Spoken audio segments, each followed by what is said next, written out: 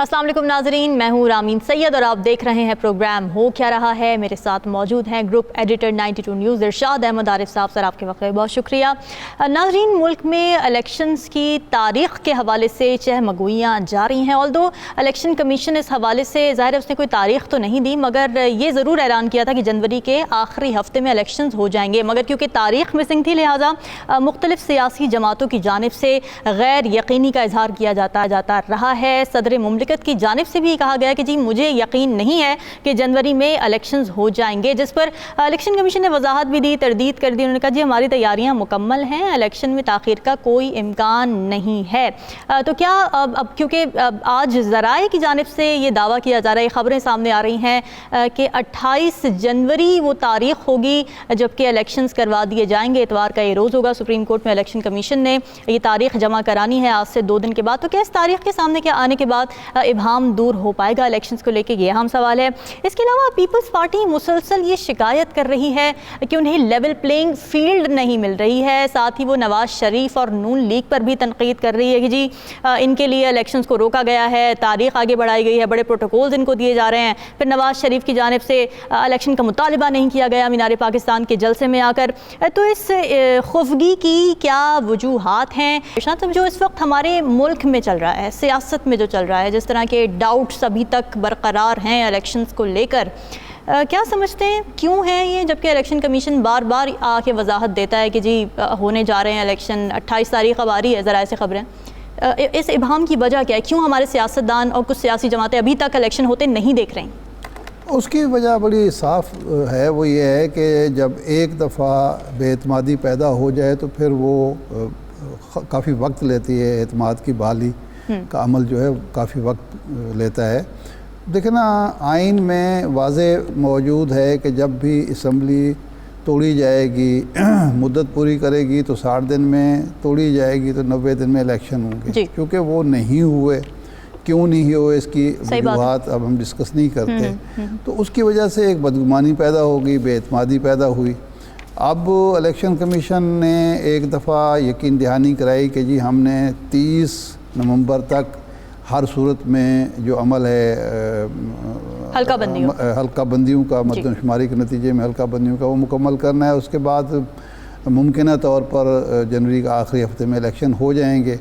اب اس کے بعد تو مطمئن ہو جانا چاہیے تھا، لیکن کچھ لوگوں نے خام خواہ پھر باتیں بتانی شروع کر دی۔ پھر صدر مملکت نے انٹرویو میں یہ کہہ دیا، ظاہر ہے صدر مملکت اگر یہ کہتے ہیں کہ مجھے یقین نہیں ہے تو ظاہر ہے پھر ایک بے یقینی پیدا ہوگی، بے اعتمادی پیدا ہوگی۔ لیکن اچھا کیا کہ فوری طور پر الیکشن کمیشن نے وضاحت جاری کر دی، کہہ دیا کہ جی ہم اپنے جو ہم نے یقین دہانی کرائی تھی یا ہم نے جو اعلامیہ جاری کیا تھا اس پر قائم ہیں، ہماری تیاریاں مکمل ہو رہی ہیں اور ہم کرا دیں گے۔ اور اب یہ خبر آج آ رہی ہے کہ ایسی ہی یقین دہانی election commission supreme court of Pakistan میں بھی کرانا چاہتا ہے، جہاں 2 یا 3 تاریخ کو کیس لگنے والا ہے۔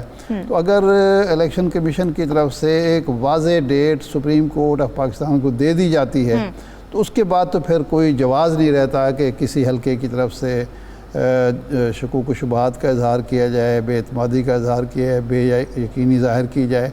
پھر تو سیاسی اور انتخابی سرگرمیاں چلنی چاہیے اور اس کے بعد وقت پر انتخابات ہو جائیں گے انشاءاللہ تعالی۔ یہ جو تاریخ سامنے آ رہی ہے 28 جنوری، آپ دیکھ رہے ہیں اس سے پہلے معاملات حل ہوتے ہوئے؟ نواز شریف کے کانٹیکسٹ میں بات کر رہی ہوں، جو لیول پلینگ فیلڈ جس کی خواہش ظاہر ہے وہ اظہار کرتے رہیں اس کا، اور جس تیزی سے ہم دیکھ رہے ہیں کہ معاملات آگے بڑھ رہے ہیں، ظاہر ہے ان کی اپیلیں بحال کر دی گئی ہیں العزیزیہ اور ایون فیلڈ میں، آپ دیکھ رہے ہیں ان کو الیکشن لڑتا ہوا؟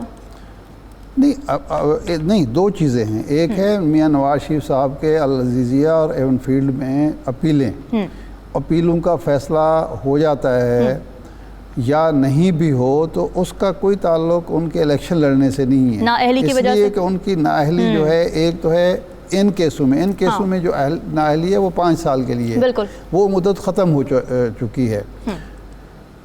اصل میں ایشو ان کے لیے ہے وہ نااہلی جو سپریم کورٹ کی طرف سے ہوئی ہے۔ اب مسلم لیگ نون کے جو حامی ماہرین ہیں ان کا یہ کہنا ہے کہ چونکہ ہم نے الیکشن ایکٹ میں ترمیم کر دی ہے اور جو آئین کی 62F1 ہے یا 3F1 جو ہے اس میں ایک معینہ مدت نہیں تھی، تعین نہیں کیا گیا تھا، اس کو ہم نے تعین کر دیا ہے 5 سال کے لیے، تو اب ان کی نااہلی ختم ہو چکی ہے آٹومیٹکلی اور وہ الیکشن لڑ سکتے ہیں۔ اگر ان دونوں کیسز کا فیصلہ ہو جاتا ہے، وہ بری ہو جاتے ہیں، جس کے امکانات روشن ہیں، جس کے بارے میں اب کسی کو شک و شبہ شاید ان کے مخالفین کو بھی نہیں رہا، تو اس کے بعد اور وہ الیکشن ایکٹ کی ترمیم کو مان لیا جاتا ہے، تو اس کے بعد تو میاں صاحب کے لیے میدان صاف ہے۔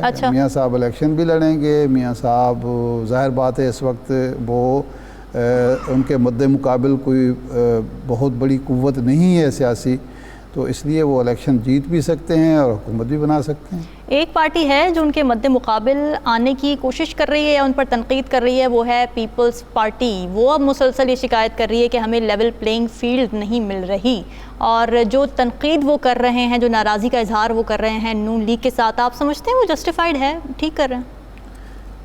دیکھیں، جو پیپلز پارٹی کا مسئلہ ہے، پیپلز پارٹی 8 یا 9 اگست تک شریک اقتدار تھی۔ جی اہم وزارتیں تھیں پیپلز پارٹی کے پاس، وہ اتحادی تھی مسلم لیگ نون کی، اور جو بھی اچھا ہوا برا ہوا ان کے دور میں، جو ترامیم ہوئی قوانین میں، جو فیصلہ ہوا اسمبلی کو قبل از وقت توڑنے کا، جو باقی معاملات ہوئے، ان سب میں وہ شریک تھی۔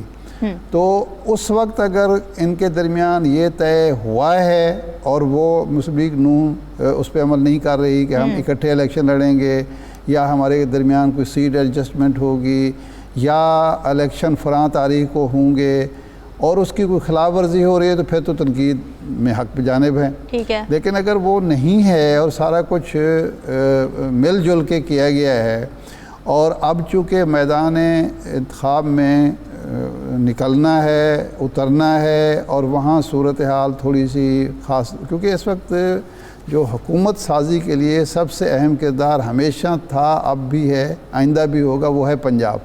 بالکل۔ پیپلز پارٹی کو پنجاب میں ابھی تک اس طرح کی پذیرائی حاصل نہیں ہے کہ وہ حکومت سازی کر سکے وفاقی سطح پر۔ کوشش کی گئی، پیپلز پارٹی کے پاس بعض دوست تو ہمیں کہتے ہیں کہ جی ہمیں تو یقین دہانیاں بھی کرائی گئی تھیں، لیکن واللہ اللہ بہتر جانتا ہے کس نے یقین دہانی کرائی تھی، کیوں کرائی تھی۔ لیکن پیپلز پارٹی پنجاب میں اس طرح سے ٹیک آف نہیں کر سکی، اور پی ٹی آئی جن حالات کا شکار ہے، کچھ اس کے اپنے پیدا کردہ ہیں، کچھ اس کے مخالفین کے پیدا کردہ ہیں، اس میں بھی ظاہر بات ہے کہ نظر نہیں آتا کہ وہ فیصلہ جو مسلم لیگ نون یا نواز شریف صاحب کے مد مقابل اس طرح سے آ سکے جس طرح سے یہ 9 مئی کے واقعات سے پہلے توقع کی جا رہی تھی۔ تو پیپلز پارٹی کو نظر یہ آ رہا ہے کہ شاید اب حالات اس طرح کے نہیں ہیں جس طرح عدم اعتماد کے وقت تھے۔ ہماری جو پوزیشن تھی وہ بہت بہتر تھی، اور ہم ڈکٹیٹ کرا رہے تھے کہ یہ وزارت ہم لیں گے، یہ ہم لیں گے، یہ فیصلہ اس طرح سے ہوگا۔ تو اس وجہ سے میدان میں اترنے کے لیے، ایک پولیٹیکل سپیس لینے کے لیے، پولیٹیکل پوائنٹ سکورنگ کے لیے پیپلز پارٹی یہ باتیں کر رہی ہے۔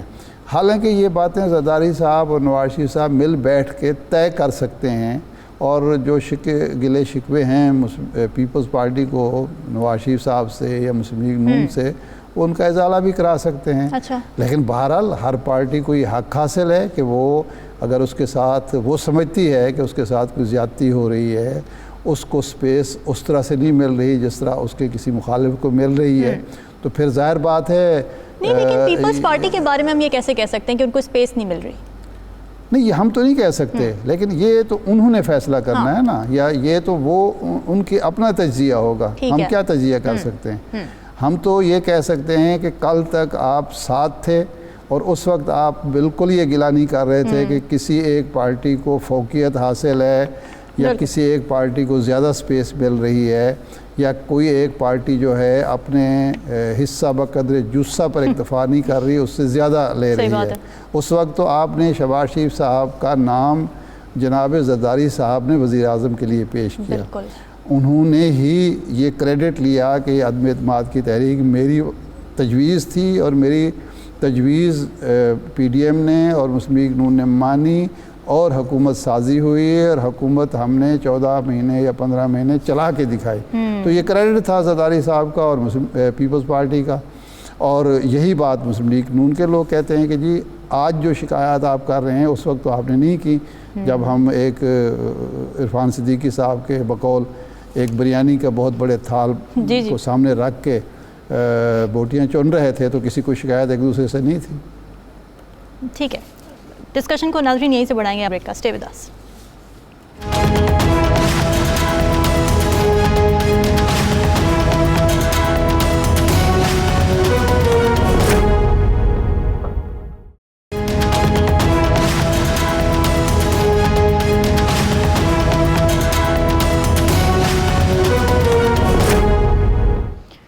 ویلکم بیک ناظرین. آج پوری دنیا میں یوم سیاہ منایا جا رہا ہے اور یہ یوم سیاہ ہے ان کشمیریوں کے نام جو کہ بھارتی تسلط کے زیر اثر ہیں. 76 برس ہو چکے ہیں مگر اس مسئلے کا کوئی حل نکلتا ہوا نظر نہیں آ رہا. قراردادیں اپنی جگہ پر موجود ہیں مگر ہم دیکھ رہے ہیں کہ مسلسل بھارت کی طرف سے اشتعال انگیزی کی جاتی رہی ہے, خلاف ورزیاں کی جاتی رہی ہیں اور پھر ہم نے یہ بھی دیکھا کہ ابھی آج یہ دن سیالکوٹ کے قریب ورکنگ باؤنڈری پر بھی پاکستانی چیک پوسٹ کو نشانہ بنایا گیا ہے. اس تمام تر صورتحال پر بات کر لیتے ہیں. ہمیں جوائن کر رہے ہیں سید محمد علی, سینئر تجزیہ کار ہیں, سلامتی امور کے ماہر ہیں. سر بہت شکریہ آپ کے وقت کا. کیا کہیں گے, ایک تو بھارت کیوں اچانک ہم دیکھ رہے ہیں کہ اشتعال انگیزی پر اتر آیا ہے؟ پچھلے سال کنٹرول لائن پر امن کا معاہدہ ہوا تھا, کیوں وہ اوبے نہیں کر پا رہا اور ہم اس حوالے سے کیا کر سکتے ہیں؟ بہت شکریہ جی, آپ نے مدعو کیا مجھے ایک اہم موضوع پہ بات کرنے کے لیے. دیکھیے اس کو تھوڑا سا میں جامع انداز میں بریفلی ایکسپلین کرنے کی کوشش کروں گا. پہلی بات یہ ہے کہ دیکھیں بھارت جو ہے وہ کیا کر رہا ہے اور کیوں کر رہا ہے, اس کو ہم سمجھتے ہیں. دیکھیں بھارت کے اندر جو بنیادی تبدیلی آ رہی ہے, پاکستان تو 1947 میں آج سے 76 سال پہلے ایک نظریاتی ریاست کے طور پہ وجود میں آیا تھا, لیکن بھارت جو ہے وہ تو بنیادی طور پہ مطلب انگریز کی سے اس نے آزادی حاصل کی تھی. لیکن حال ہی میں بی جے پی نے جو طرز سیاست اپنایا ہے تو اس کی کوشش یہ ہے کہ بھارت کو ایک نظریاتی ریاست بنایا جائے اور جو کہ اپنے دوست اور دشمن اپنی خارجہ اور دفاعی پالیسی جو ہے وہ ہندوتوا کے نظریے کے تحت چلائے. تو یہ بنیادی تبدیلی ایک نظریاتی انداز میں بھارت کی انداز فکر اور انداز سیاست میں آ رہی ہے. اور چاہے داخلہ پالیسی ہو, خارجہ پالیسی ہو, دفاع کی پالیسی ہو, وہ تمام پہلو جو ہیں وہ ایک نظریے کے تحت کار فرما ہیں. پہلی بات تو یہ ہے. اب خاص طور پہ جو مودی صاحب کی حکومت رہی ہے اس میں دیکھیں 4 اعتبار سے یہ نظریہ عمل درآمد ہوتا ہوا نظر آتا ہے. داخلی سطح پہ تمام غیر ہندوؤں کے, صرف کشمیری نہیں بلکہ سکھوں عیسائیوں کے ساتھ بھی انہوں نے جو اپنی انتہا پسندی کی پالیسی ہے اس کو آگے بڑھایا ہے. خارجہ پالیسی میں آپ دیکھیں کہ پاکستان کو انہوں نے بین الاقوامی برادری میں ایک تو فیک پروپیگنڈا کے ذریعے بدنام کرنے کی کوشش کی, فیٹف کے ذریعے سے اکنامکلی پریشرائز کرنے کی کوشش کی, اور ساتھ ہی ساتھ انہوں نے دہشت گرد تنظیموں کی اور گلبشن یادیو صاحب کو یہاں بھیج کے دہشت گردی پھیلانے کی کوشش کی. اب جب پچھلے چند ماہ میں آپ نے دیکھا کہ الحمدللہ اس ہائبریڈ وارفیئر جو کہ ہمہ جہت انداز میں بھارت نے ہم پر امپوز کی ہوئی تھی, ان تمام جہتوں میں سفارتی, سیاسی, معاشی اور کاؤنٹر انسرجنسی کی ڈومین میں پاکستان کی افواج نے الحمدللہ پچھلے چند ماہ میں بتدریج اور مسلسل کامیابیاں حاصل کی. تو بھارت فرسٹریٹ ہو رہا ہے کہ وہ پاکستان کو آئسولیٹ اور ویکن اس طرح سے کرنے میں کامیاب نہیں ہوا جس طرح اس کی خواہش تھی. تو اب آخری حربہ یہ ہے کہ اچھا 2 اور چیزیں ہو گئی.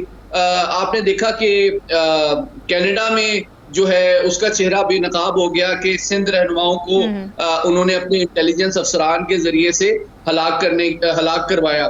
اور اب کل کی جو تازہ ترین خبر ہے کہ 8 جو ان کے سابق نیول آفیسرز ہیں وہ دراصل اسرائیل اور بھارت کے مفادات کے لیے انٹیلیجنس گیدرنگ کر رہے تھے. ریٹائرمنٹ کے بعد ایک کانٹریکٹر کے طور پہ انڈر کور قطر میں، اور ان کو سزائے موت ہو گئی.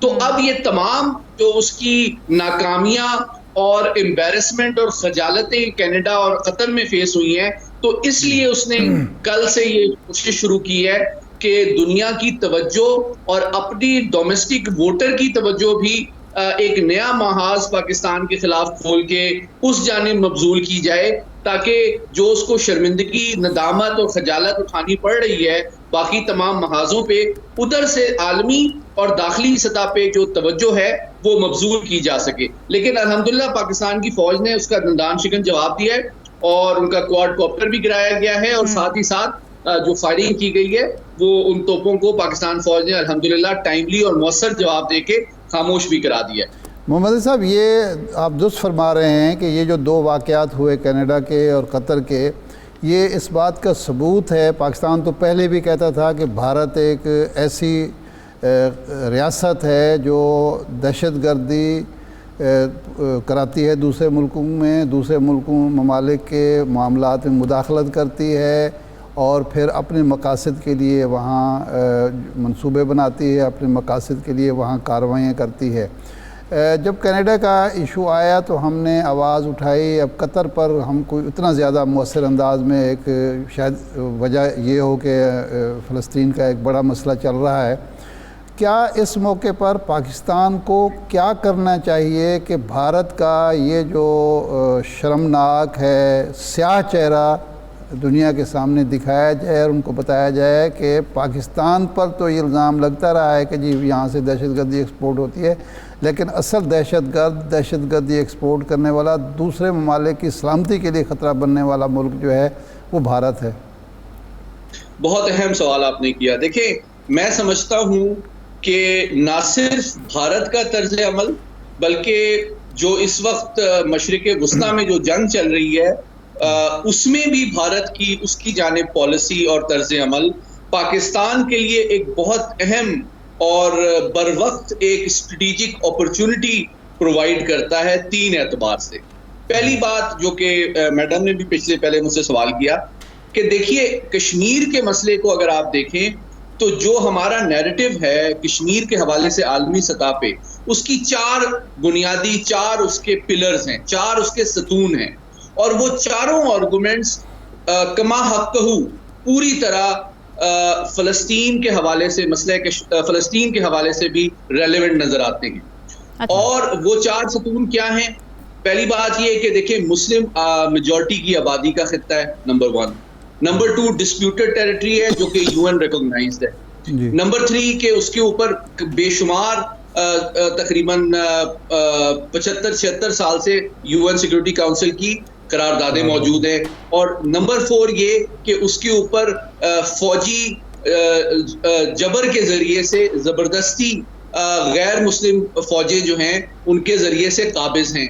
اور نمبر 5 کہ وہاں پہ بہت زیادہ ہیومن رائٹس کی وائلیشنز ہو رہی ہیں اور زندگی جو ہے بہت تنگ ہو چکی ہے. تو یہ 5 جو ٹول کٹ ہے اسرائیل کی غزہ کے اندر، اور جو بھارت کی ٹول کٹ ہے مقبوضہ کشمیر کے اندر، یہ آئیڈینٹیکل ہے. تو جب ہم اقوام متحدہ میں یہ جب فلسطین کا مسئلہ اٹھاتے ہیں تو دراصل جس دلائل کو ہم پیش کرتے ہیں وہی دلائل کما حقہ مقبوضہ کشمیر پہ اپلائی ہوتے ہیں، نمبر 1. تو اس کے ذریعے سے آج آپ نے وزیر اعظم کا بھی جو بیان دیکھا اس میں یہ ریفرنس موجود تھا کہ مسئلہ فلسطین کی جو اس وقت صورتحال ہے وہ یہ ثابت کرتی ہے کہ جارحیت، تنگ نظری، نفرت پر مبنی جو غیر ملکی فوجی قابض ہو کے مسلمانوں کو چاہے فلسطین میں اپنے حق خود ارادیت اور آزادی سے محروم کیا جائے یا مقبوضہ کشمیر میں کیا جائے، یہ معاملہ زیادہ دیر تک چل نہیں سکتا. نمبر 2 یہ ناکام پالیسی ہے، اور نمبر 3 کہ یہ عالمی امن کے لیے بہت بڑا خطرہ ہے. یہ بہت اہم پارٹ ہے. اچھا، اب دوسری طرف آتے ہیں کہ مڈل ایسٹ میں ہمارے لیے بہت بڑی اپرچونٹی پیدا ہو رہی ہے. دیکھیں، جب سے ابراہم ایکارڈ ہوا، I2U2 کا ایک الائنس بننے لگا امریکہ، اسرائیل، UAE اور انڈیا کا انٹیلیجنس کا، تو ہمارے عرب بھائیوں میں کئی سربراہوں کو شاید یہ غلط فہمی تھی کہ بھارت میں وہ انویسٹمنٹ کر کے اس کی ترقی سے وہ بائیلیٹرلی فائدہ اٹھا سکتے ہیں، خوشحالی کے حوالے سے، دفاعی تعاون کے حوالے سے، ان کی ڈائسپورا کے مطلب ان کے فنون اور قابلیت کے حوالے سے. لیکن اس واقعے نے جو 8 ان کے ریٹائرڈ نیول آفیسرز وہاں پہ ایک پرائیویٹ کمپنی میں کام کر رہے تھے، تو ان کا جو طرز عمل ہے کہ دراصل جب قطر کی حکومت کو یہ پتہ چلا کہ دراصل وہ اسرائیل اور بھارت کی انٹیلیجنس ایجنسیز کے لیے کام کر رہے ہیں اور ہماری حساس معلومات ہمارے سبمرین پروگرام کے حوالے سے منتقل کر رہے ہیں، تو اب انہوں نے یہ فیصلہ کیا کہ ان کو سزائے موت دینی چاہیے 1 سال کی تحقیق کے بعد. تو اس کے ذریعے سے پاکستان کو یہ موقع میسر آیا ہے کہ وہ اپنے عرب بھائیوں اور ممالک کو یہ باور کرائے کہ بھارت کی ہندو کی جو انتہا پسندانہ پالیسی اور مسلم دشمنی ہے وہ پاکستان اور کشمیر تک محدود نہیں ہے، نمبر 1، بلکہ اسرائیل کی حکمت عملی اور بھارت کی حکمت عملی کامن ہے، اور یہ اسٹریٹجک الائنس ہے جس میں ان کے تمام ٹارگٹس اور دشمن پوری مسلم امہ ہے. تو چاہے وہ قطر میں اس طرح کا کام کریں، چاہے وہ بلوچستان میں کریں، چاہے کشمیر میں کریں، اس جغرافی اس زمان و مکان کی پابند یہ ہندوتوا اور اینٹی مسلم ہیٹریڈ نہیں ہے. تو یہ ان کے الائنس کو سمجھنا اور ان کو اپنی صفوں میں جگہ نہ دینا اور بھارت کی اکنامک ڈیولپمنٹ کو غلط انداز میں ایک اپرچونٹی کے طور پہ نہ سمجھنا، بلکہ اس کے اصل عزائم کو پہچاننا اور اس کے مطابق ایک حقیقت پسندانہ پالیسی بھارت کے حوالے سے مرتب کرنا ان کے اپنے قومی سلامتی کے مفاد میں ہے. اور بلکہ ان کو یہ چاہیے کہ ڈائسپورا، ایک بات صرف اور کہہ دوں کہ جو وہاں پہ ڈائسپورا ہے بھارت کا، اس کو بھی ان کو سیکیورٹی کے لحاظ سے ایک تھریٹ اور سسپیشس کے لحاظ سے دیکھنا چاہیے، اور ان کو چاہیے کہ پاکستانیوں کو اور اسی ہر شعبے میں ترجیح دیں بجائے کہ وہ بھارتی ہندوؤں کو ترجیح دیں جو کہ اسرائیل اور را کے لیے انٹیلیجنس ایجنٹس کے طور پہ کام کر رہے ہیں وہاں پہ. محمد علی صاحب، یہ بات آپ نے بالکل ٹھیک کی، کیونکہ جب بھی ہم یہ سوال اٹھاتے ہیں کہ جی عالمی برادری بھارت کو اکاؤنٹیبل کیوں نہیں ٹھہراتی، کٹہرے میں کیوں لے کر نہیں آتی، تو ایک جواب جو بڑا کامنلی ملتا ہے وہ یہی ملتا ہے کہ جی اب تو بھارت اکنامک جائنٹ بن چکا ہے. اور میرا سوال یہاں پر یہی ہے کہ کیا معاشی مفادات حاوی آتے رہیں گے ایسے ہیومینیٹیرین کرائسس پر؟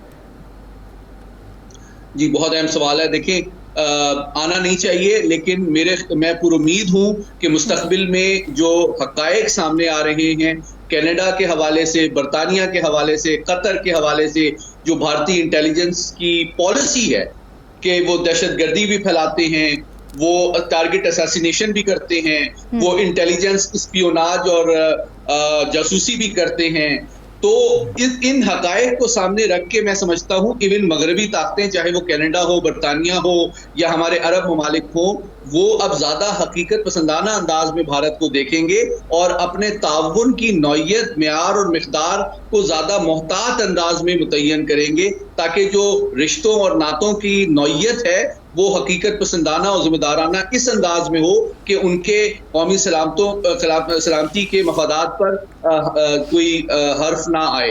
تو میں سمجھتا ہوں یہ ایک اچھی ڈپلومیٹک اپرچونٹی بھی ہے پاکستان کی، اور یہ انڈائریکٹلی ہمارے کشمیر کے حوالے سے کاز کو بھی ہائی لائٹ کرتی ہے، اور جو ہمارا نیریٹو بھارت کے حوالے سے ہے اس کو بھی ایکسپوز کرتی ہے، اور عالمی طور پہ بھارت کو ایک انٹرنیشنل پیس اینڈ سیکیورٹی کے لیے ایک بڑھتے ہوئے خطرے کے طور پہ پریزنٹ کرنے میں بھی ایک کنونسنگ آرگومنٹ پرووائڈ کرتی ہے. محمد صاحب یہ فرمائیں کہ ایک تو ہے کہ عرب ممالک اپنے طور پر یہ سوچیں، آنکھیں کھولیں، قطر کے واقعے کو اسی تناظر میں دیکھیں جس تناظر میں وہ لوگ گرفتار ہوئے اور پھر ان کو سزائیں سنائی گئیں. لیکن دوسرا یہ ہے کہ کیا ہماری ڈپلومیٹک کور کو اس حوالے سے کوئی پرویکٹیو جو رول ہے ادا کرنا چاہیے، خاص طور پر سعودی عرب کے ساتھ ہم شیئر کر سکتے ہیں کہ دیکھیں ہمارے مقدس مقامات وہاں ہیں، اگر یہ اسرائیل اور بھارت کا نیکسس وہاں بھی کام کر رہا ہے تو وہ کتنا خطرناک ہے آپ کی سلامتی کے لیے، مقدس مقامات کے لیے، ہمارے مذہبی جو مقامات ہیں ان کے لیے. تو اس پہ ہماری ڈپلومیٹک کور کو بھی کچھ کرنا چاہیے. جی بالکل ڈیفینیٹلی میں سمجھتا ہوں کہ جس طرح میں نے پہلے گزارش کی کہ یہ ایک اہم اور ٹائملی ہمارے لیے ایک اسٹریٹجک اپرچونٹی ہے کہ جو بھارت کا تصویراتی طرز عمل ہے, جو اسٹریٹجک بیہیویئر ہے, اس کی حقائق جو ہے وہ ہم اپنے عرب بھائیوں کے سامنے بھی رکھیں اور مغربی طاقتوں کے سامنے بھی رکھیں کہ وہ چین کے حوالے سے بھی بھارت کی سیکیورٹی کمٹمنٹ کو اوور اسٹیمیٹ بھی نہ کرے اور ساتھ ہی ساتھ وہ مس ریڈ نہ کرے ان کی انٹینشنز کو, اور ڈیپتھ اور جو کتنی گہرائی اور قربت ہے اسرائیل اور بھارت کے تصویراتی سوچ میں, مقاصد میں, اس کو بھی وہ اگنور نہ کرے. اور آخری بات آپ نے کہا خاص طور پہ دفاع کے شعبے میں تو بہت حساس معاملات ہیں. دیکھیں پاکستان کی افواج کا جو کردار رہا ہے مشرق وسطیٰ کے ممالک کو ٹرین کرنے میں, ان کو اکوپ کرنے میں, ان کی جنگوں میں 73-67 کی جنگوں میں, وہ میرے خیال میں اس کا معترف صرف ہمارے عرب بھائی نہیں بلکہ مجھے کہنے دیجئے ایون اسرائیل کی قیادت اور افواج کے جو لیڈرز ہیں وہ بھی پاکستان کی دفاعی صلاحیت کے معترف ہیں. انہوں نے اپنی کتابوں میں, اپنے لیکچرز میں اعتراف کیا ہے کہ مسلم دنیا کی اگر کوئی سب سے پروفیشنلی کمپیٹنٹ فوجی قوت ہے تو وہ پاکستان ہے. تو بات دراصل یہ ہے کہ ہمارے عرب بھائیوں کو بھی چاہیے کہ وہ ڈیفنس کوآپریشن اور دیگر معاملات میں پاکستان کو ترجیح دیں, بھارت کو اور اس کی ڈائسپورا کو انٹیلیجنس اور سیکیورٹی کے معاملات میں زیادہ حقیقت پسندانہ انداز میں دیکھیں اور ان سے کوئی غیر حقیقت پسندانہ توقعات وابستہ نہ کریں. اور آخری بات یہ ہے جو میں ری انفورس کرنا چاہتا ہوں کہ اسرائیل کا جو طرز عمل فلسطینیوں کے ساتھ غزہ میں ہے جو ہم آج دیکھ رہے ہیں, وہی طرز عمل بھارت کا 75 سال سے کشمیریوں کے سامنے ہے. تو ہمارے لیے ابھی چاہے وہ فلسطین کاز ہو چاہے کشمیر کاز ہو, ہمیں اسی انداز میں ہمارے بیانیے کو تقویت ملی ہے کہ جو بھارت کی پالیسی ہے وہ بھی اسی طرح ناکام ہوگی جس طرح اسرائیل کی ناکام ہوئی ہے. وہاں بھی جبر و استبداد نہیں چل سکتا اور کسی قوم کو اس کے حق خود ارادیت سے, انسانی حقوق سے محروم زیادہ عرصے تک نہیں رکھا جا سکتا. اور یہ عالمی امن کے لیے بہت بڑا خطرہ ہے اور عالمی برادری اور اداروں کا اپنا مستقبل اور کریڈیبلٹی جو ہے اس پہ ڈیپینڈ کرتی ہے کہ کیا وہ اپنی ذمہ داریاں اس حوالے سے پوری کرتے ہیں یا نہیں. ٹھیک ہے. اچھا یہ فرمائیں, اس سے ذرا ہٹ کے آتے ہیں کہ اس وقت آج 27 تاریخ ہے, جو غیر قانونی افغان مہاجرین پاکستان میں ہیں ان کو ڈیڈ لائن 31 اکتوبر کی ہم نے دی ہوئی ہے. ابھی تک چند ہزار لوگ جو ہیں وہ رضاکارانہ طور پر گئے ہیں. اگلے 3-4 دن میں ظاہر ڈبل بھی ہو جائے تو پھر بھی بہت بڑی تعداد یہاں رہ جائے گی. ایک تو یہ ہے کہ یکم نومبر کو ہم جو حکمت عملی بنا رہے ہیں زبردستی ان کو نکالنے کی, وہ کس قدر مفید ہوگی ہمارے اپنے قومی مفاد کے حوالے سے. اس سے کوئی افغان گورنمنٹ کے ساتھ ہمارے کوئی تعلقات پر تو اثرات مرتب نہیں ہوں گے. اور دوسرا یہ ہے کہ کس طرح ہم ان لوگوں کو ملک سے باہر بھیجیں اور یہ تاثر دیں کہ ہم کسی دشمنی کی بنیاد پر, کسی آپ کے ساتھ مخالفت کی مخاصمت کی بنیاد پر نہیں, بلکہ ایک قانونی اور آئینی جو ذمہ داری ہے ایک ریاست کی, اس حوالے سے یہ سب کچھ کر رہے ہیں. اور یہی بات افغان گورنمنٹ کو بھی ہم باور کرا چکے ہیں. جی بالکل. دیکھیے مختصراً میں یہ کہوں گا کہ ہم نے اب ایک پہلی دفعہ ایک جامعہ اور دور اندیشی پر مبنی ایک نئی افغان پالیسی مرتب کی ہے, اور اس میں 4 پیغام ہیں ہمارے اپنے پاکستانیوں کے لیے, عالمی برادری کے لیے, افغانیوں کے لیے اور افغان حکومت کے لیے. سب سے پہلے عالمی برادری کے لیے یہ پیغام ہے کہ دیکھیں پاکستان تمام غیر ملکیوں کے ساتھ وہی سلوک اور وہی اپروچ روا رکھنا چاہتا ہے جو دنیا کا کوئی بھی ذمہ دار ریاست رکھتی ہے یا اس کو رکھنا چاہیے. تو جو لوگ لافلی ویزے کے تحت یا ڈاکومنٹیشن کے تحت پیسفلی کسی بھی کام کے لیے پاکستان میں موجود ہیں, علاج کے لیے, تعلیم کے لیے, کاروبار کے لیے, تو ہم تو ان کو فیسیلیٹیٹ بھی کرتے ہیں, پروٹیکٹ بھی کرتے ہیں اور اکوموڈیٹ اور ویلکم بھی کرتے ہیں. لیکن کوئی بھی شخص جو ہے جو پاکستان کے قانون سے بالاتر اپنے آپ کو سمجھتا ہے یا قانون کا احترام نہیں کرتا اور کسی دوسرے ملک کا شہری ہے, تو میں سمجھتا ہوں کسی بھی ملک کی طرح ہم اس کو اپنے نیشنل سیکیورٹی کے حوالے سے ایک کنسرن سمجھتے ہیں اور ہم اس سے توقع کرتے ہیں کہ اپنے ملک میں واپس جائے اور دوبارہ تمام قانونی معاملات کو دیکھتے ہوئے ڈیو پروسیس کے تحت, ویزے کے تحت یہ ثابت کرے کہ وہ کس مقصد کے لیے آنا چاہتا ہے اور ہم اس کو ویلکم کریں گے. پہلی بات. دوسری بات یہ ہے کہ جو میرا پیغام افغان بھائیوں کے لیے وہ یہ ہے کہ ہمارے گھر اور ہمارا ملک کھلا ہوا ہے تمام دنیا کی قوموں کے لیے جو کہ یہاں پہ لافلی پیسفل انٹینشن سے آ کے تعلیم حاصل کرنا چاہتے ہیں, کاروبار کرنا چاہتے ہیں, علاج کروانا چاہتے ہیں, لیکن وہ تمام قانون کے پابند ہوں گے. دوسری بات. تیسرا پیغام جو ہے افغان حکومت کے لیے یہ ہے کہ دیکھیے آپ بھی چونکہ پاکستان سے میں امید کرتا ہوں ایک خیر سگالی کے پرامن اور میوچول انٹرسٹ کے اوپر مبنی تعلقات کے اگر خواہاں ہیں, تو آپ کے اوپر بھی یہ ذمہ داری عائد ہوتی ہے کہ آپ تمام افغان شہریوں کو انکریج کریں اور ان کو ایڈوائز کریں کہ وہ پاکستان کے تمام قوانین کو اسی طرح رسپیکٹ کریں جس طرح وہ کسی دوسرے ملک میں اگر جائیں گے اور جانا چاہتے ہیں تو وہاں جس طرح ان سے توقع کی جائے گی وہی توقعات پاکستان کے حوالے سے بھی ہیں. اور چوتھی بات پاکستان کے اپنے عوام کے لیے سب سے امپورٹنٹ بات یہ ہے کہ آپ کی سلامتی کے لیے, آپ کو جرائم سے بچانے کے لیے, آپ کو کرپشن سے محفوظ کرنے کے لیے, آپ کو مہنگائی کے طوفان سے محفوظ کرنے کے لیے ہماری ریاست کی یہ ذمہ داری ہے کہ وہ اللیگلی جو بھی ملک میں لوگ موجود ہیں ان کو یا تو ڈاکومنٹیشن کے دائرے میں لائیں یا پھر ان کو واپس ملک میں جانے میں مدد کریں تاکہ وہ لافلی پاکستان میں پھر آ سکیں. ٹھیک ہے, بہت شکریہ. سید محمد علی صاحب ہمارے ساتھ موجود تھے. ارشاد احمد طاہر صاحب, ظاہر ہے یہ بڑی اہم بات ہے کہ ہم نے کئی عرصے تک, کئی دہائیوں تک ظاہر ہے ان کو پناہ بھی دی, لیکن اب ضروری ہے کہ اپنے ملک کا مفاد, اپنے عوام کا مفاد ہم سب سے اوپر رکھیں. لیکن یہاں پر ایک ڈیلیما بھی جنم لے رہا ہے. ظاہر ہے کچھ جو ہیومن رائٹس کی آرگنائزیشنز ہیں وہ بھی کچھ تنقید بھی کر رہی ہیں, پھر وہ اس طرح کی بھی آ رہی ہیں باتیں کہ جی خواتین کو کیونکہ وہاں پہ بڑے مسائل کا سامنا ہے. اور پھر آج میں یہ بھی پڑھ رہی تھی کہ کچھ افغان فنکار ہیں وہ بھی یہ چاہتے ہیں کہ ہمیں نہ جانے دیا جائے کیونکہ وہاں پہ ان کی جانوں کو خطرہ ہے, موسیقی پہ پابندی لگا دی گئی ہے, مختلف چیزیں ہیں. ظاہر کرائسس ہے. اس ڈیلیما کو کیسے ہم ہینڈل کر سکتے ہیں؟ کیا سمجھتے ہیں آپ کے, کیا کوئی کسی طریقے سے پروٹیکشن دی جا سکتی ہے ایسے لوگوں کو جن کی جانوں کو خطرہ ہے؟ دیکھیے, میرا نہیں خیال کہ ریاست پاکستان یا حکومت پاکستان کسی ایسے شخص کو زبردستی ملک بدل کرے گی جس کو اپنے ملک میں جان کو خطرہ ہو. یہ تو ظاہر ہے کیس ٹو کیس ہی ہینڈل کیا جا رہا ہوگا نا, ایسا تو نہیں ہو سکتا کہ جی. لیکن یہ ہے کہ وہ جو لوگ ہیں وہ پاکستان میں داخل ہوئے ہیں, قانونی طور پر داخل ہوئے ہیں یا پاکستان کی حکومت سے کی اجازت سے آئے ہیں, کیونکہ یہ بہانہ تو کوئی بھی کر سکتا ہے, کوئی بھی بنا سکتا ہے.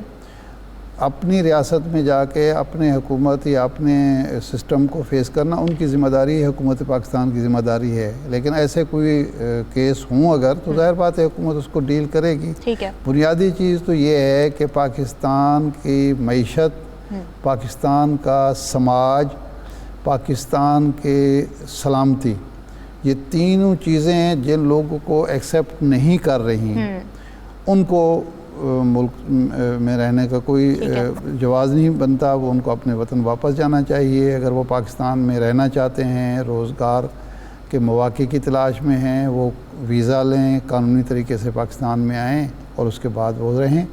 دیکھیں نا, وہ لوگ جو 30-40 لاکھ کی تعداد میں عرصہ دراز سے رہ رہے ہیں ان کو تو پاکستان نے نہیں نکالا, یہاں نکالنے کا حکم نہیں دیا. یہ نہیں کہا کہ آپ بھی فوراً بوریا بستر باندھیں اور چلے جائیں, کیونکہ ان کو ایک قانونی کور حاصل ہے اور وہ اس قانونی کور کے تحت ہو رہے ہیں. ابھی تو مرحلہ ہے صرف ان لوگوں کا, اور یہ صرف افغانوں کے بارے میں. اصل میں ہمارے ہاں جو وزرائے کرام ہیں وہ بھی جب پریس کانفرنس کرتے ہیں یا بات کرتے ہیں, جو حکومتی ترجمان ہیں وہ بھی کوشش ان کو کرنی چاہیے کہ وہ وضاحت کے ساتھ کریں کہ یہ صرف افغانوں کا معاملہ نہیں ہے. کل بگٹی صاحب یہ کہہ رہے تھے، سرفراز بگٹی صاحب، کہ جی وہ غلط فہمی ہوگی پچھلی پریس کانفرنس سے، جو دوسرے لوگ ہیں، خواہ وہ ایرانی ہوں، خواہ وہ بہاری ہوں، خواہ وہ کوئی دوسرے ہوں، جو بھی غیر قانونی طور پر ہیں وہ ان کو ہم نکال رہے ہیں. جی. لیکن مسلسل جو اعداد و شمار فراہم کیے جا رہے ہیں وہ تو صرف افغانوں کے ہیں. ایگزیکٹلی. اس لیے اس میں تھوڑی سی کوتاہی ہوئی ہے. ایک جامع کمپین چلنی چاہیے تھی. ٹھیک ہے. جو حکومت نے اپنے طور پر کوشش کی، لیکن اس طرح سے نہیں ہوا کہ صرف ان لوگوں کو نکالا جا رہا ہے جو غیر قانونی طور پر یہاں مقیم ہیں، خواہ ان کا شہریت کا تعلق کسی بھی ملک سے ہو. تو اس کے بعد پھر کسی کو یہ حق حاصل نہیں ہے کہ وہ یہ کہے کہ جی ہمیں پختون ہونے کی بنیاد پر یا افغانی ہونے کی بنیاد پر نشانہ بنایا جا رہا ہے. ایسی کوئی بات تعصب کا نہیں جانا چاہیے ایلیمنٹ. ٹھیک ہے ناظرین، ڈسکس چلا جا رہی ہے، وقت ایک بریک کا. Stay with us.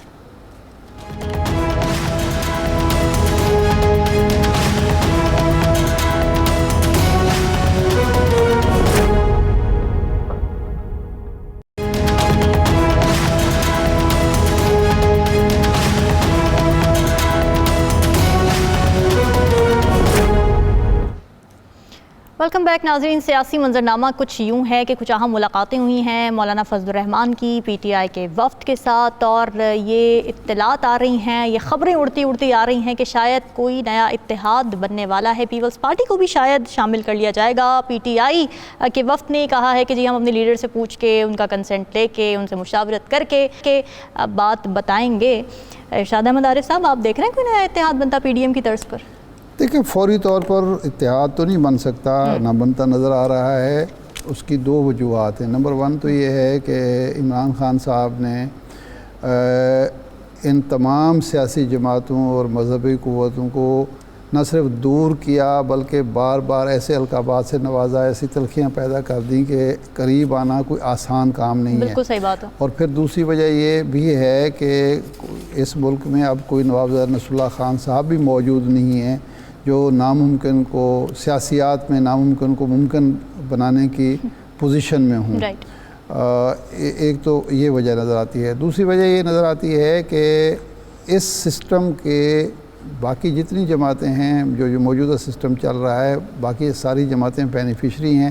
لوزر صرف ایک جماعت ہے، اور جو مخالفین ہیں ان کو یقین ہے کہ اس کے ذمہ دار وہ خود ہیں. بالکل.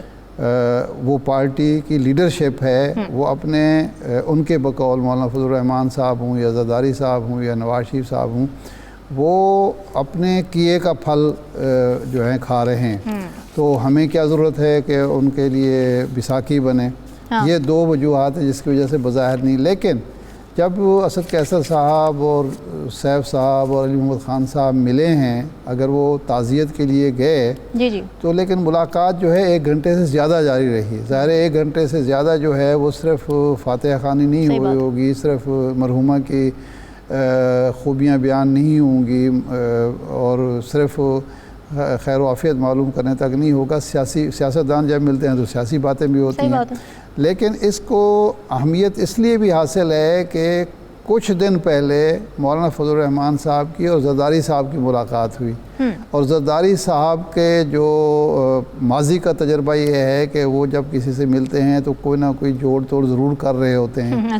اور فضل الرحمان صاحب 2 باتیں اب کہنا شروع ہو گئے. پہلے تو جو سب سے زیادہ سخت موقف پی ٹی آئی کے بارے میں تھا وہ مولانا فضل الرحمان صاحب کا تھا. بالکل صحیح بات. تو اب اگر وہ یہ بات کہنا شروع ہو گئے ہیں کہ سب کو لیول پلینگ فیلڈ ملنی چاہیے، زرداری صاحب کے وہ ہم نوا ہو گئے ہیں، تو اس کا مطلب ہے کچھ نہ کچھ. لیکن ارشاد صاحب دیکھیں نا، پہلے بھی تو پیپلز پارٹی نون لیگ بھی ایک دوسرے کے بارے میں کتنی غلط باتیں، بڑی ہارش باتیں کرتی رہتی، لیکن پھر بیٹھے نا ساتھ پی ڈی ایم جب بنی، تو یہ بھی بیٹھ سکتے ہیں. دیکھیں، اس وقت جو پی ڈی ایم بنی ہے یا ماضی میں جو اتحاد بنتے تھے نا، ان کا ایک مشترکہ درد ہوتا تھا. اچھا.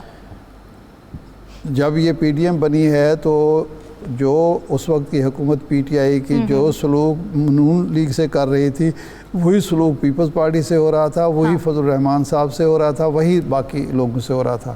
تو ان کا ایک مشترکہ درد تھا. ان کو جو تکلیف پہنچ رہی تھی یا جو ان کو مستقبل نظر آ رہا تھا سیاسی، اس کی بنیاد پر وہ اکٹھے ہو گئے اپنے اختلافات بھلا کے. ابھی نہیں ہے اس وقت کوئی مشترکہ درد نہیں ہے. اچھا، یعنی کوئی ایسی بات تو نہیں ہے کہ نواز شریف جس طرح آ رہے ہیں واپس، نواز شریف صاحب کا آنا، نواز شریف صاحب کو پروٹوکول ملنا، نواز شریف صاحب کے بارے میں یہ تاثر پیدا کرنا یا پیدا ہونا کہ ان کو فیور، یہ الگ چیز ہے. لیکن پیپلز پارٹی کے ساتھ کوئی زیادتی تو نہیں ہو رہی، مسلم لیگ تو نہیں کر رہی نا. یا جو فضل الرحمان صاحب ہیں ان کو ایک ساتھ بھی کوئی ایسی زیادتی نہیں ہو رہی جس کی وجہ سے انہیں کھڑا ہونا پڑے اپنے دشمن کے ساتھ. تو اس وجہ سے ہے. لیکن ایک چیز ہے، وہ یہ ہے کہ اگر ان کو یہ نظر آ رہا ہے کہ نواز شریف صاحب یا مسلم لیگ نون جو ہیں وہ سول بینیفیشری ہوتے ہیں اس سسٹم کی اور اگلے جو الیکشن ہونے والے ہیں، اور اس کی وجہ سے میاں نواز شریف صاحب اقتدار میں آنے کے بعد عین ممکن ہے اسی راستے پر چل سکتے ہیں جس راستے پر سابق وزیر اعظم چل رہے تھے. تو یہ بات ہو سکتی ہے. لیکن اس کا ایک اور پہلو بھی ہے کہ یہ ساری چیزیں جو ہیں یہ اس لیے بھی ہو سکتی ہیں کہ جو حصہ وصول کرنا چاہتے ہیں مولانا فضل الرحمان صاحب اقتدار میں، جو زرداری صاحب حصہ وصول کرنے چاہتے ہیں، اس کو وصول کرنے کی ایک صورت یہ بھی ہو سکتی ہے کہ جو بدترین مخالف ہے اس وقت نواز شریف صاحب کا یا مسلم لیگ نون کا، تاثر یہ دیا جائے کہ پھر ہم اس سے ہاتھ ملا سکتے ہیں، ہم اس کے ساتھ ایک ٹک پر کھڑے ہو سکتے ہیں. مقصد کوئی نہ اس کو فائدہ پہنچانا ہوگا نہ اس کے ساتھ ٹرک پہ کھڑا ہونا ہوگا. مقصد یہ ہوتا ہے کہ جی ہمارے پاس یہ آپشن ہے، یہ ایک کارڈ شو کرنا ہے، اور انہیں یقین ہے کہ پھر دوسری طرف سے ہمیں آفر ہوگی، ہمیں کہا جائے گا کہ نہیں جناب بس ہم آپ ایک ہیں، 16 ماہ 15 ماہ ہم نے اکٹھے گزارے ہیں، آئندہ بھی ہم انشاءاللہ اسی طرح اقتدار کی بندر بانٹ ہوگی جس طرح پہلے ہوئی ہے. تو یہ ایک بارگیننگ چپ کے طور پر بھی استعمال کیا جا سکتا ہے یا کیا جا رہا ہوگا. یہ ایک امکان ہے، اور سیاست میں تو ہم امکانات کی بات کیا کرتے ہیں. ادروائز میں نہیں سمجھتا کہ فوری طور پر کوئی اتحاد وجود میں آ جائے گا اور یہ کوئی اتنا آسان ہوگا. نواز شریف جب واپس آئے انہوں نے تقریر کی، اس میں انہوں نے کہا کہ ہم سب کو مل کر بیٹھنا ہوگا، اکٹھا ہونا ہوگا، تبھی معاملات ٹھیک ہوں گے. آپ کو لگتا ہے کہ ظاہر ہے اگر وہ دیکھ رہے ہیں کہ مختلف پارٹیز ایک اتحاد بنانے جا رہی ہیں، ان کے خلاف بنانے جا رہی ہیں پرپزلی، تو آپ سمجھتے ہیں کہ اس میں وہ کوئی ایسا کردار ادا کر سکتے ہیں کہ جی ان کو بھی بٹھا لیں ساتھ مل کے اور پھر ایک مخلوط حکومت بھی آ جائے؟ پہلے تو میں یہ کہہ دوں کہ ابھی تک نہ نواز شریف صاحب کو نظر آ رہا ہے نہ ہمیں نظر آ رہا ہے کہ کوئی واقعی ایسا اتحاد بننے جا رہا ہے. ٹھیک ہے نا جی؟ ٹھیک ہے. لیکن نواز شریف صاحب جو بات کر رہے ہیں اگر اس کو فیس ویلیو پر لیا جائے تو حقیقت یہ ہے کہ اس وقت پاکستان کے مسائل جتنا الجھ چکے ہیں، جس طرح ہماری معیشت الجھ چکی ہے، جس طرح ہمارا سماجی تانا بانا جو ہے وہ الجھ چکا ہے، تو اس وقت تو ضرورت میں تو سمجھتا ہوں کہ ایک ایسی قومی حکومت جس میں تمام لوگ شامل ہوں، سیاسی مذہبی جماعتیں شامل ہوں، تمام شاہ دماغ شامل ہوں، تمام سٹیک ہولڈر کی بھرپور معاونت حاصل ہو، وہی اس ملک کو مسائل سے نکال سکتی ہے. ٹھیک ہے. اور نواز شریف صاحب اگر ایسا کرتے ہیں تو یہ بھی بہت آسان سی بات ہے، کیونکہ آسان نہیں رہ گیا اس ملک کو اس معیشت کے ساتھ، ان حالات کے ساتھ چلانا جو ہے یہ بہت مشکل ہوگا. بالکل صحیح بات ہے. جو پولرائزیشن ہے ظاہر اس کے نقصانات بھی ہیں، اور اس کو جو آ کے ٹھیک کرتا ہے وہ ہم کہہ سکتے ہیں صحیح کام کر رہا ہوگا. ناظرین، گفتگو آپ نے سنی، ہمیں دیجیے اجازت. اللہ حافظ.